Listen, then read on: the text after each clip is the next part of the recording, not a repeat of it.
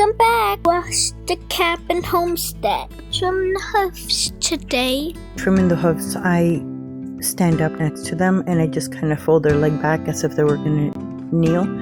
And this girl, we had to lay her down because she kept kicking a lot. These shears are the B&B Easy Hoof Rot Trim Shears. Not sponsored at all. You don't want to get too close to the quick. When you start seeing pink, that's you've gone a little bit too much, you know. You can hear the lambs crying in the background, guys. Here's Mama that's still feeding them.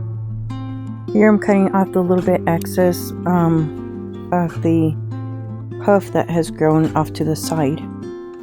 Here, clipping off part of the tip.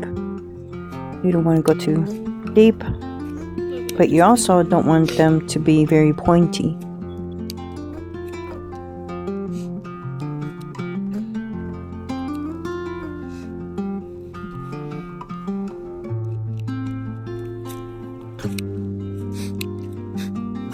She was kicking a lot, and so here I'm cutting towards my hand, but I'm trying not to. If she decides to kick, I believe she got exhausted from trying to kick and move. When I'm done trimming, I do add the hoof and heel liquid as a preventative. It also has it contains zinc sulfate, which helps in healing process.